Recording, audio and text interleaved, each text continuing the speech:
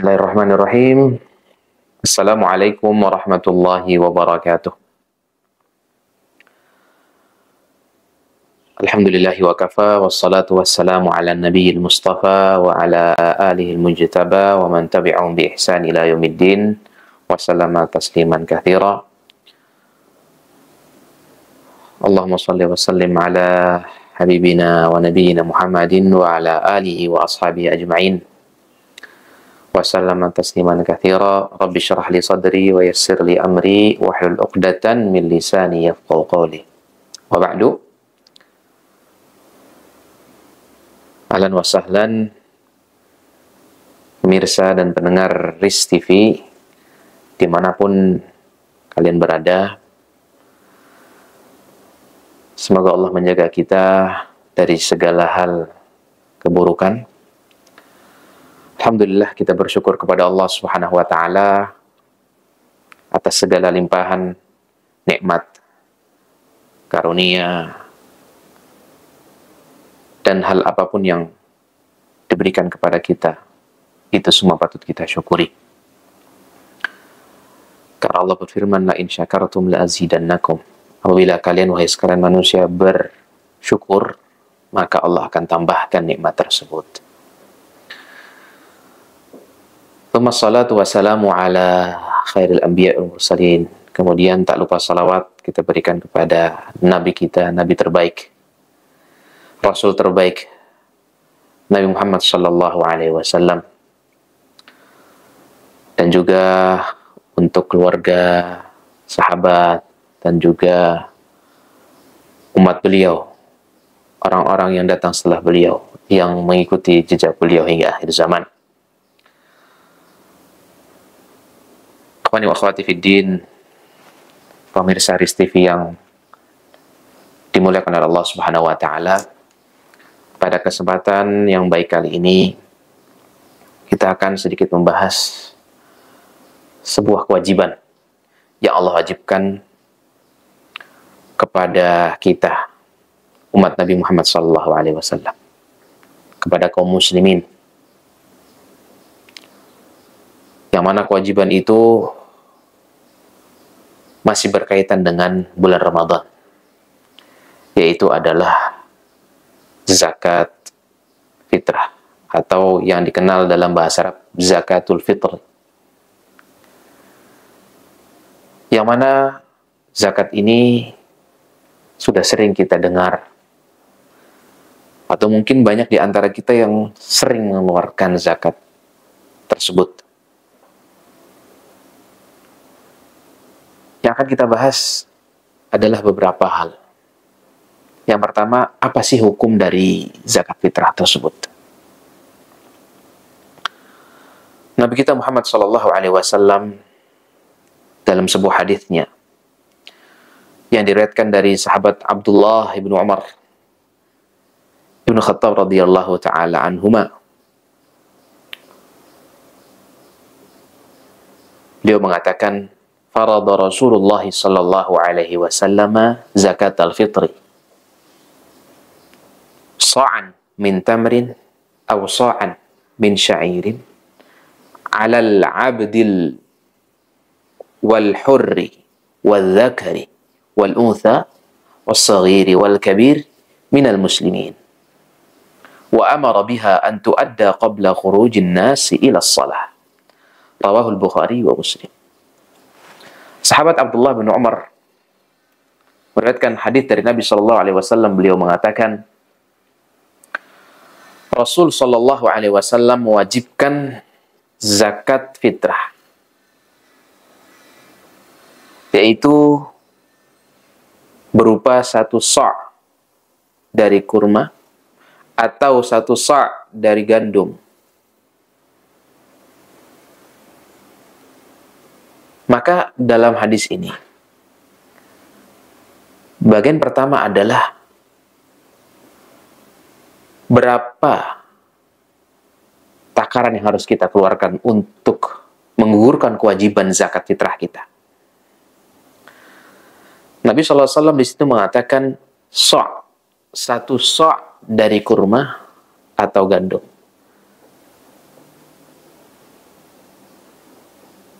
yang wajib dikeluarkan adalah 1 sa'. Kemudian para ahli fikih menjelaskan bahwasanya 1 sa' ini tidak hanya kurma ataupun gandum. Bisa juga dengan makanan pokok lain yang ada di dalam daerah atau negara tersebut. Kita yang sekarang berada di negeri Indonesia, makanan pokok kita bukan kurma ataupun gandum. Meskipun kita bisa saja makan kurma atau gandum, namun realita yang ada di lapangan, masyarakat Indonesia hampir rata-rata mengkonsumsi nasi yang berasal dari beras. Maka para ahli fikih, ulama fikih membolehkan hal tersebut dengan adanya qiyas, mengkiaskan antara satu barang dengan barang yang lain dengan sebab atau ilat yang sama. Kalau orang Arab saat itu memakan keseharian mereka adalah kurma ataupun gandum, maka kita yang ada di Indonesia keseharian makan dengan nasi, yaitu berasal dari beras. Maka kita wajib mengeluarkan zakat fitrah kita dengan beras, atau boleh mengeluarkan dengan beras, dan kadarnya adalah 1 sa'. Nah, ini yang menjadi perbedaan kedua, berapa 1 sa' itu. Setelah kita teliti dari berbagai pendapat, maka kita mendapatkan kesimpulan bahwasanya 1 sa' itu berkisar antara 2,5 sampai 3 kilogram. Adapun yang ingin mengambil ukuran yang aman, maka kita ambil yang tertinggi, yaitu 3 kilogram beras. Meskipun kalaupun ada yang menganggap bagi dia 2,5 kilo itu cukup, maka itu dipersilahkan. Kita tidak perlu berdebat atau mempermasalahkan hal ini karena memang terjadi perbedaan berapa itu kadar 1 sa'. Makanya di sini kami simpulkan 1 sa' itu adalah 2,5 hingga 3 kilogram bahan makanan pokok. Yang mana tadi sudah disebutkan bahan makanan pokok kita di Indonesia adalah beras. Kemudian Nabi SAW melanjutkan sabdanya, alal abdi wal hurri. Bagi siapa itu kewajiban zakat? Bagi seorang hamba sahaya ataupun orang yang merdeka.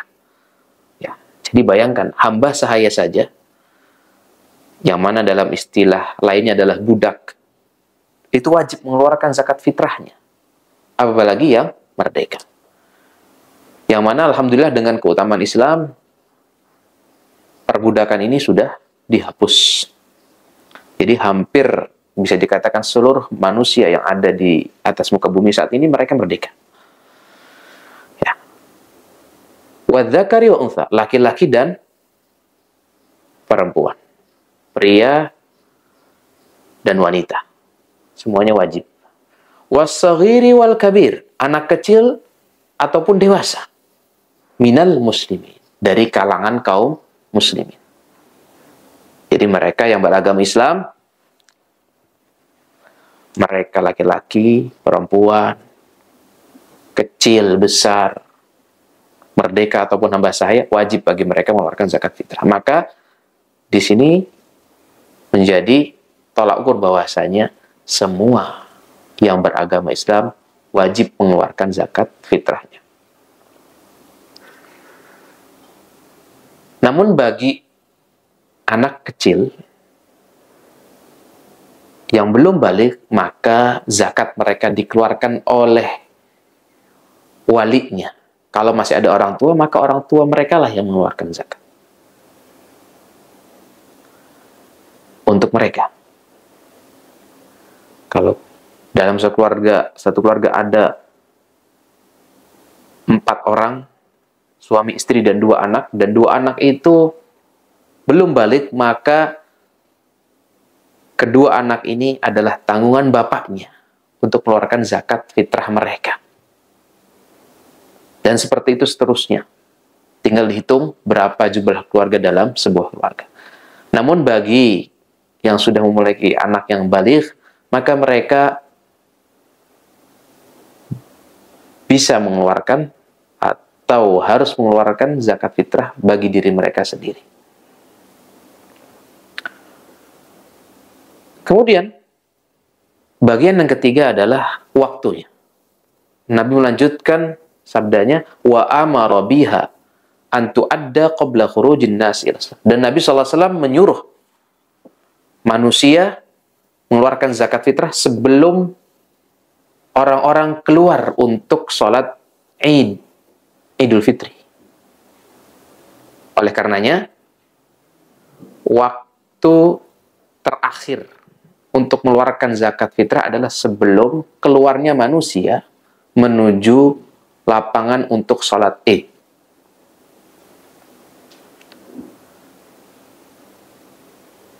Dan boleh beberapa waktu sebelum waktu sholat Id. Beberapa ulama menyebutkan boleh 1 atau 2 hari sebelum waktu diselenggarakannya sholat Id. Mereka berpendapat hal ini karena apa? Karena tujuan agar orang-orang fakir miskin yang mendapatkan zakat fitrah itu bisa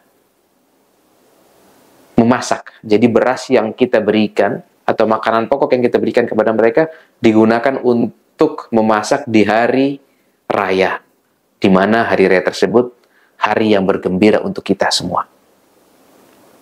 Oleh karenanya, pemirsa Aris TV yang dimuliakan oleh Allah Subhanahu wa taala, hendaknya kita memperhatikan bagaimana kita mengeluarkan zakat fitrah ini. Dan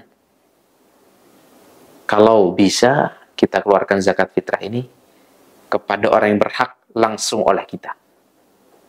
Jadi kalau kita dapati orang yang memang kita lihat mereka berhak untuk mendapatkan zakat fitrah, kita berikan langsung kepada mereka. Meskipun boleh saja kita berikan kepada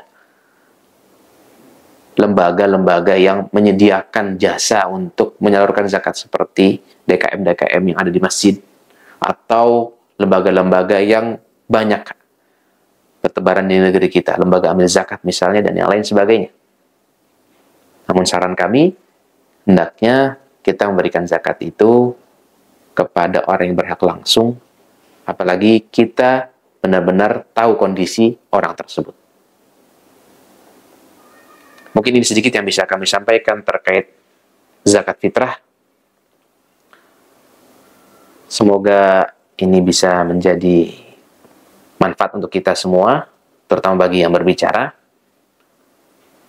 Adapun kekurangan tentunya itu dari syaitan dan diri kami pribadi. Billahi taufiq wal hidayah. Wassalamualaikum warahmatullahi wabarakatuh.